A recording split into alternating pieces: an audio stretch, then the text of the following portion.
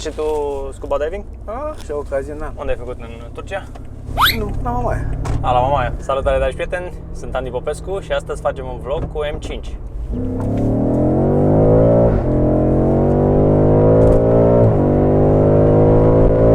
Lasă-mă așa, într-o pieradă. Cu cine stăm astăzi de vorbă? Cu cine facem vlog? Ștefan George. Ștefan George. De mai mult timp mi-ai zis să facem un vlog, dar ba n-am avut timp, ba... A plouat? Și ăsta bag aici are diverse arome, nu? Mirosuri, parfumuri. Da. Nu. Aici, Fragrance, ăsta. Golden Suit 1 și Authentic Suit 2. Spune-ne de ce ai ales mașina asta. Pentru că sunt mai multe mașini în una. Da. Ai Dacă vreau să duc copiii la școală, duc copiii la școală. Dacă vreau să mă joc, mă joc. Corect. E o mașină super sport cu care te poți duce la piață. Autohold-ul îl folosești, nu? Da. Și tobelele țin întotdeauna quiet sau să facă zgomot sau să nu facă zgomot? Să nu facă zgomot când pleci pe distanțe lungi, când începe să te deranjeze. Da, dar în rest, acum când i-a prins becul, face zgomot, Fac zgomot, da. Ok, și eu cam la fel le țin și eu. Și ești mulțumit de mașină? Da. E tot ce ți-ai dorit. Cât costă mașina nouă? Păi asta a fost în jur de 140.000. 140.000 de euro nouă. Da. Și ziceai că a fost printre primele din România?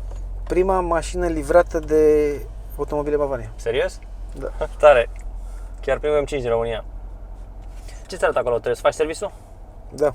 Mai am 800 de km resursă de zbor. Mâine se duce dimineața. Are ulei gratuit? Da. Măcar atât. Ulei, filtre. La 140.000 de euro, dai 140.000 de euro, măcar să-ți dau uleiul gratis. E ceva normal. Bun, autohold-ul îl ții pe on. Ca să nu stai tu cu piciorul pe frână, nu? Da. Ce că nu-ți place start-stop-ul.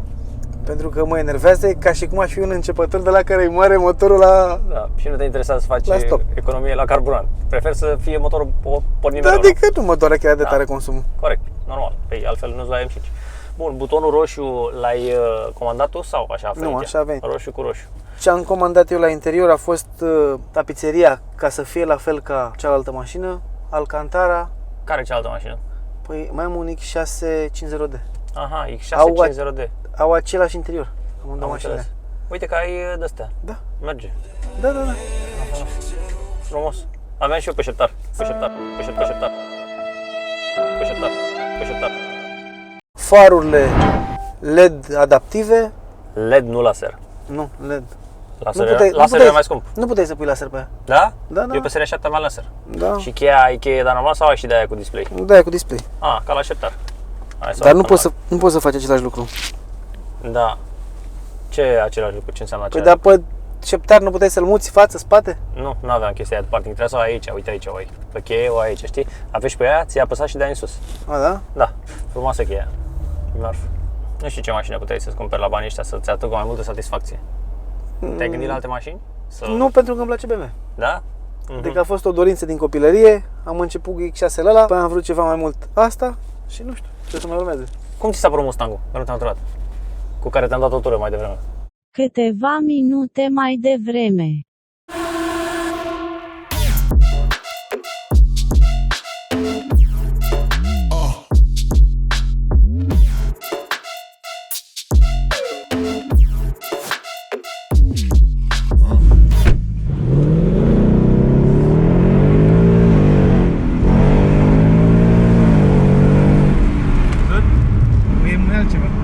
Cu emo? Da.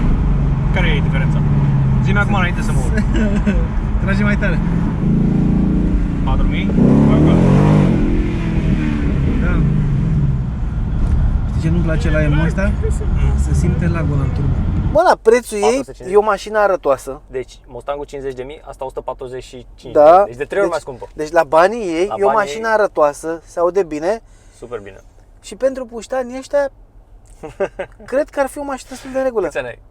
Eu? Uh. Cât tine? Când vine? 38? Ești în A, 29? n-ai 40? Nu, îmi place mașina, dar nu mergi la o. Și de ce? E prea scumpă. Pe bune, adică eu spun exact ce gândești mereu. Și nu îmi vine, frate, să dau, adică nu zic de 9 nuță, că oricum n-aș la o, n-aș da 140.000 nici mort. Nu, te înțeleg pe tine, dacă aș fi fost în locul tău, poate mi-aș fi luat-o, știi? Să mă intereseze exact cum ai zis tu, bă, vreau o mașină nouă. Fiecare știe ce vrea să facă Da, cu banii. exact. Și de asta nu zic, bă, n-ai făcut bine. Fiecare om trebuie să facă cum simte el și ce vrea el, știi? Asta e toată treaba. Eu întotdeauna zic, ia-ți o mașină Care pe să care facă ți-o ție. permiți, Da. ia-ți o mașină care poți să suporți taxele și impozitele, Asta clar. ia-ți o mașină care poți să suporți Mhm. consumul și serviciul. Exact. Bine, asta are reviziile la incluse. Dar după păi ce la se bani. termine am înțeles că undeva la vreo 5500 Ce 5500? o revizie, De lei? da? Posibil, dar mi se pare cam mult. Îmi place sunetul motorului. Nu se aude bine. Îmi plăcea mai mult să fi fost un V10 Da? Mie îmi place mai mult V8. și Am mai mai mult zis. îmi plăcea V12 Serios? și mai mult, da. Bă, nu, știi cum, sunt prea multe explozii la V12 și la V10. La V8 sunt exact the right amount, știi? Pistoane de 625 de centimetri cubi. Ți-ai configurat tu mașina? Da. Adică ai primit o listă și ai zis, bă, asta vreau, Da, la mașina da, asta da, nu vreau? da, exact, Da? exact. Și cam ce ai ales așa? Din ce ți aduce aminte? Nu trebuie să fie exact. Păi am zis trapă, Așa? plafon Alcantara. Îți place materialul ăsta în Alcantara? Știi că mulți zic Da. că e piele întoarsă, dar nu e piele Nu întoarsă. e un material adevărat, special. e Știu. un material sintetic. Da. Dar care e mișto la atins. Piele în apa, dar nu s-a putut. Pe nu s-a- volan. Sau aici, Și pe bord. Și pe bord. Nu s-a putut Dar asta nu e pe. piele, nu? Sau e piele? Ba da, piele. E piele. Mai tare așa. Nu s-a putut pe modelul ăsta. Da. Tapiseria să fie maro cu negru. Mhm. Maro cu negru. Ți-a plăcut ție culoarea asta, nu? Da, era frumos și alb, dar maro ăsta se albăstește de la blugi. Eu purtând blugi, fiind să ne ia. o mașină de Da, servici. bine, tu lucrezi în construcții, da? Da. Ai firmă de construcții Da, și tu nu. te duci cu asta pe șantiere? Da, Da? am bocat E. și în portbagaj. Ai 4x4? Bine, dar la șantierele care au asfalt până la poartă. Da, corect. Dar ai avut cauciucuri de iarnă pe ea? N-ai avut Nu, nevoie, nu? nu merg cu ea iarna. Vara merg cu M5, toamna, primăvara merg cu X6, Mhm. iarna Iarna cu cu Toyota Hilux. În ce ai băgat banii în Toyota Hilux? Că ziceai că ai băgat o grămadă de bani în ea.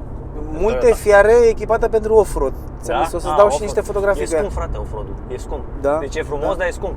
O grămadă de bani. 2000 de euro au costat numai amortizoarele Asta pe zic și față, eu. dacă nu mă înșel. Șmecheria se plătește. Don't get it twisted. I'm on my mission. Oh yeah. Barele față, spate, vreo 12.000 de euro. Ma, frate, trebuie să ai bani, să întreții sportul ăsta. Am zis eu că o să am timp, că o să cutreier munții patriei. De unde am ieșit de 2 ori? Îmi dai ani. Mai bagi o grămadă de bani și nici nu te folosești de ea. Să te Da, bucuri dar de mă ea. ajută iarna. Asta da. Știi că merge parătura de toamnă merge cu 130? Nu știam. Îți spun eu, că am mers Tare. eu, adică nu din De ce auzi. an e Toyota Hilux? Din 2017? 2017? Cât a fost nouă? Parcă 34.000 mașina, nu mai știu exact. Nu e scumpă. Și 40.000 Băgat în ea. băgat în ea. Opționale. Modificată odată în Germania și de 2 ori în România. Mult, frate, bagi mulți bani. Trebuie să fii foarte pasionat să bagi atâția bani. Văd că ții mașina pe toate Sport Plus. Motorul Sport Plus, amortizoare Sport Plus, volanul Sport Plus. Deci sportiv, frate. Da? Așa pornește mașina sau așa nu, e ea configurat pornește în confort. Da, și o dai tu pe M1. Da, și sunt setate astea, sunt Și pe- presetările astea făcute. Pe 4-wheel drive. Văd acolo în mijloc, 4-wheel drive. Ăla, de unde poți să scoți 4-wheel drive-ul? Dacă dau pe 2 ăsta, pe M2 ăsta, Da? Da, e doar spate acum, da, corect. Uite, DSC off, 2-wheel drive. dar nu-mi place că... Că fuge spatele. Exact, exact. Gata, ai văzut, patinează, exact, de-aia nu-ți place, păi e normal. Dar e mișto că poți să dai pe 2-wheel drive. Dar numai așa știi să schimbi între 4x4 și 2x4, doar din M1 și M2, nu știi să schimbi meniu? Nu, se poate schimba și meniu, dar meniu, trebuie nu? să iei meniu de fiecare dată la rând. La rând, am înțeles, da. Da. Deci fii atent, M-Setup, configurăm M2, uite, vezi? 4W Sport. Da. Să-mi zici tu acum dacă e vreo diferență. Dă-i pe M2, dar stai să intre pe autostradă. O să-i dea voie să alunece un pic spatele acum. Da. Mă, așa trage bine, Andy. Trage bine mașina. Bă, îmi place mașina. 600 de cai, te crezi și eu că trage bine? Mergând pe timpul verii numai cu mașina asta, Da. când mă urc în X6, Dar se pare că nu trage. la prima cursă vine să fac așa. Da, ce treabă Bă, nu ce trage? dracu are, nu Trage se frânată, accelerează, e nu? frâna de mână trasă. Da. Cum ai simțit? Ai simțit ca 4x4, nu? Da. Vezi, asta e diferența, că fuge și după 130-140 și fuge ca nebuna. Bun, consum 18,2. Decent, aș Pe putea ziua de spune. astăzi. Da. Per total arată 5 pe 8 parcă. Mhm. Deci mie nu mi se pare un consum exagerat, 4-4, 600 Clar, de cai. nu e. În situația în care o fac în jur de 200 km de oraș. Câți kilometri ai? 20.000. 20.000, da. Ai luat-o la 0 km, ha? 0, Cât avea? 12 km, 20, 50? Nu, 8. Și ziceai că vrei să-ți iei M8? Da, Grand Coupe. Grand Coupe, ăla e super frumos, frate. Dar și o grămadă de bani. Dacă ar fi să alegi un singur lucru care nu-ți place, Da, scaunele putea să fie mai confortabile. da? Și de ce te întreb? Că poate cineva care se uită la vlogul ăsta vrea să-și cumpere un 5 și vrea să beneficieze de experiența ta, știi? Să investi ceva pe oameni. Da, acum depinde. Dacă vrei un condus sportiv, sunt Da. destul de în regulă scaunele sport. Da, mi se par și mie tare, uite, mi-a fundul e cam. Serios, pe bune. Dacă o folosești cum o folosesc eu zilnic pe timpul verii, Nu prea. nu prea. Iar ce nu-mi place? Da? Că putea să-i pună mai multă putere pe același motor dacă Păi da, poți să faci tu chestia asta. Ai înțeles? Pentru că având motor turbo, doar îi crești presiunea în turbină și deja ai mult mai multă putere. Spui 100 de cai în plus imediat îi pui. Ea acum este limitată la 250. Păi știu, e pachetul ăla, ți-l scoți imediat. Dar asta mai bine, că după aia, poate nu mai printre noi.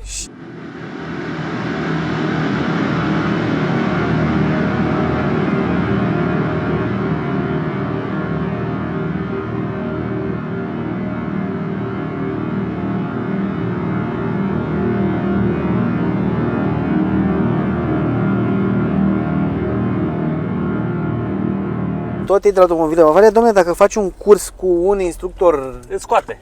M, îți ridică limitarea până la 305. 305. Da. Am că n-ai nevoie de mai mult, pe bune. Că de câte ori te duci în Germania să-i dai 330? Că îți dai seama că asta ia 330. Pe bune. Cred că în treapta 7 aproape 300. Aproape 300. Da. Are 8 trepte. Da, am impresia că limitarea e pe treapta 8-a. Posibil, da. Să mergem afară să ne uităm puțin la mașină cum arată. Hai să vorbim despre mașină. Camera asta o folosești? Da? O folosești, nu? Când o folosești? La parcări, Să nu iei bordura, nu? da, Așa? să te apropii, dacă observat, îți dă și o linie până unde poți să te apropii. Da. La imaginea aia 360. Arată foarte bine radiatoarele, destul de curate. O speli bajetul și pe acolo? Vezi ce curate Crezi sunt? prima dată care mă la radiator. Serios? Seria 8 avea aici fante de alea, știi, care se închid când le dai pe sport. Ăsta are să fie aerisită mereu. Aici are radarul, folosești distronicul? Da. Îl folosești pe autostradă sau și în oraș? La Mai viteză mereu. mici? BMW Adaptive LED. Și cât seamănă motorul ăsta cu ăla de la seria 8? Deci cred că deschid doar când îi pun lichid de parbriz. Atât. Plus minus de aici, dacă rămâi fără curent, aici pui plus. Da? Nu Știi? știam. Nu? Uite la aici, plus. Vezi? Nu știu unde e bateria. Păi nici n-ai nevoie. Dar aici, dacă îi dai cu cablu. Bănuiesc că se pune aici. Da. Uite, și aici are freonul, știi? Să-i bagi freon. Un soft, eu ți-aș măcar 100 de cai în plus. Îți spun că nu riști. Părerea mea. Lăsați-ne un comentariu dacă credeți că riscul e prea mare. Sunt reale. Okay. Camerele astea de aici le folosești? Da. Oglinzile trădează iarăși. Mamă, ia uite ce ai în cauciuc chiar. Cu tot cu tâmplar? Cu iu? Sau... Nu e... Pan de la strung. Da? Haide că ești. Michelin Pilot Sport, cele mai bune cauciucuri astea sunt. Chiar astea Foarte sunt, bune. Benzina minimă de 98. Bine, zice că poți să pui și de 95, vezi? Discurile? Ventilat, Da, ventilat. n-am vrut să pun carbon ceramic. Erau scumpe rău, a? Erau încă vreo 10.000 de euro în plus. Da. Și n-avea rost, adică Nu, doar că mi-a zis că nu sunt atât de eficiente dacă sunt reci. așa este, da. Semnal. La unele mașini face așa, știi? Ai văzut cum face la Audi? Mai mult la Audi, da. Începe de la stânga și la dreapta. E mișto chestia, îmi place. Acum, na, fiecare mașină cu ăsta în loc. Ziceam că îmi place foarte mult difuzorul ăsta cum arată. Specific M5-ului și îi dă un aspect foarte agresiv, știi?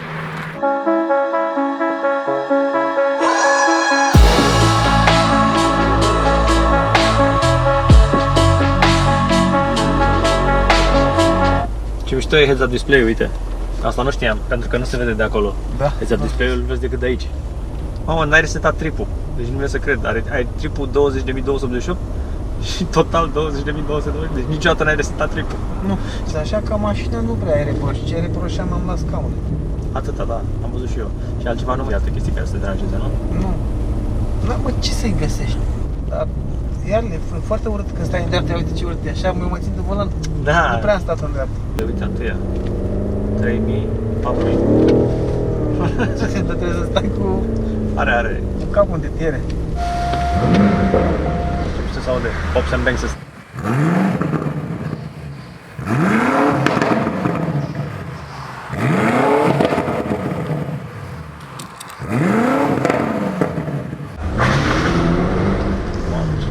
Mișto cu 4x4. Da, nu de la deloc. Da. Să tem DSC-ul.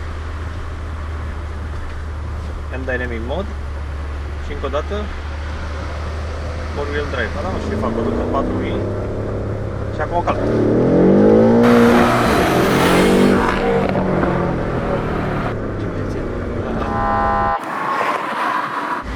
Întâia, e schimbat a doua și i-a dat apa întâia. Ei, ia fii acum. 3, 2, 1 și...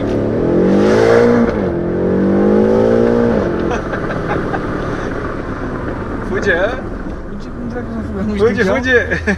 Mișto e, frate, să ai ta putere la roți. Te simți așa... Te simți puternic, știi? Nu, îți spun altceva, eu mă simt liber în mașina asta. Da? Bă, frate, m-am urcat în ea, mă duc unde vreau și eu mă simt liber. Ok, DSC off, two-wheel drive. Hai să vedem dacă e vreo diferență. Acum zici că patinează un pic, a? Hai. 3, 2, 1 și... Ai văzut ce a patinat? Păi și acum, dacă acționezi tiplana, Da. să văd că e betonul acum. Gata că n-are cască. Mamă, ce mare e. Dar parcă se simte altfel când e tracțiune spate. Ai văzut? Mie nu mi se mai mult îmi place 4x4. Da?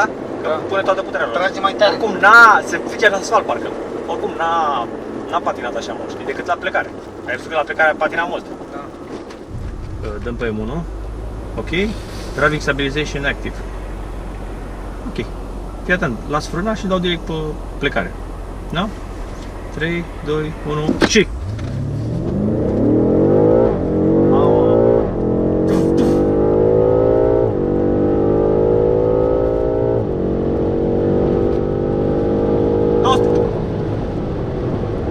Părerea mea, uite, ți spun acum, cred că o să te surprindă contextul al meu vechi. Poate nu te surprinde, vreau să fii foarte sincer. Deci vreau chiar să fii sincer, bă, adică exact cum ai fost la Mustang. Știi, să tragi ceva, știi? Deci la viteză mare nu simți, nu e obositoare. Da. Deci cu asta merg 210, cam asta e mersul meu de stradă în Germania. Da. 210, la X6 e obositoare la 210, țin prea strâns de volan. Da. La asta dacă îi pui aia să țină benzile, Da. nu mai... Văd că e cam greu să ieși pe bandă, știi, că te ține Fără pe bandă. semnal. Ia uite, ia uite. Nu, da, uite, fără semnal, da. Da, Știi, adică trebuie dacă să te pui- rupi pe ea foarte tare să ieși de pe bandă. Dacă nu? pui semnalul nu te mai ține. Da. Aha. Chiar am observat chestia asta, să zici, fără să zici tu. Mi s-a părut greu să ies din bandă, știi, cu ea. Te ajută foarte mult la viteză mare. Da, mai ales la viteză mare unde, îți dai seama, ai luat puțin de volan și te-ai dus Da. o grămadă. A patra, a treia, da? A doua la 80 la oră. Ține minte. Deci, fii atent, a patra, a treia, a doua la 80, la a doua nici nu te lasă să dai la 80 la oră. Fii atent, eu dau a doua și nu mă lasă. Nu te lasă, da. Nu te lasă, trebuie să dăm la 70. Da? Gata. Și fii atent, blară. Asta a fost, da? Deci ai simțit, da? La 70 la oră. Ține minte chestia asta, că o să vreau să-ți amintești când mergem pe ăla, cum face ăla la 70 la oră. Auzi, tu, Andy, eu cred că asta ar fi și riscantă să o dai pe mână la un începător. Asta? Da. Bă, cu toate sistemele activate, nu știu, mai ales că e 4x4, doar să nu fie nebun și să ia curbe cu mega viteză, știi? De-aia te ține pe traiectorie, te pune pe traiectorie. E sigur, are airbag-uri. Acum depinde cât de Păi da, începător ești, știi? nu știu cât ți-și doresc să ajungă în airbag-uri. Evident, alea sunt sisteme de siguranță pasive. Știi că sistemele de siguranță sunt de două feluri, active și pasive. Activele sunt înainte de accident, pasivele sunt după accident. Hai să trecem în M6.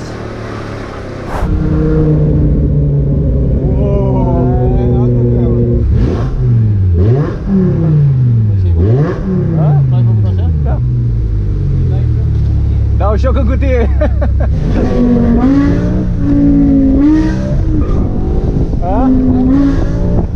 Brutală, asta e brutală. Ți-am zis. Ții minte când ți-am zis să ții minte cu el la 70 la oră? Da, vezi că aia nu face așa. Aia nu face așa, da? Deci știi când o spune asta la accelerație? Ia de aici.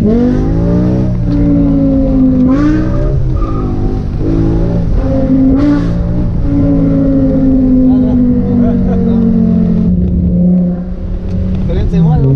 A? Este, ce să vezi? Dar cum e asta față de Mustang? Aia. Ia fete. Stop. Și acum blană.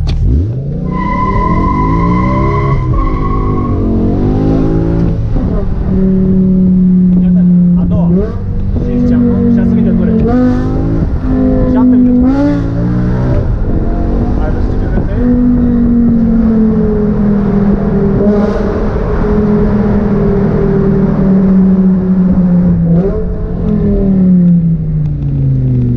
serios?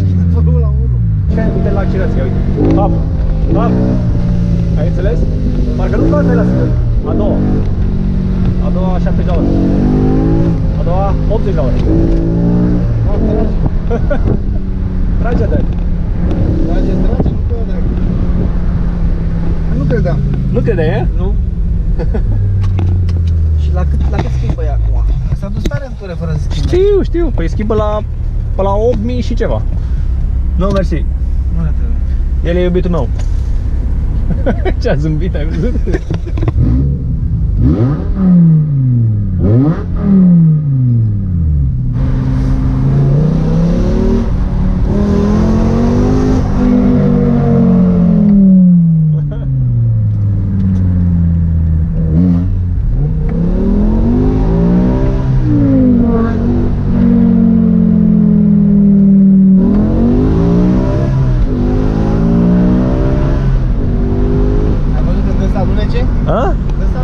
Dă să alege, da. Și are cauciucuri noi nouțe. Vezi că au 100 km cauciucurile astea. Serios? Cum ți s-a părut? Părere sinceră. Mișto. Mișto, nu? Da. Ți-am zis, de joacă e... Deja că e perfectă. Da. Asta zic. Ce făceau ăștia, mă, frate? Bă, bune. Acum 15 ani. Că asta e model apărut prima dată în 2004-2005. Da? Da. Deci cum e? Nu ai văzut? Ce sunt aici? Mamă!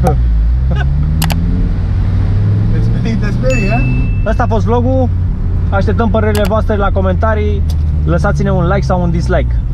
Da. Ciao, bye, pa!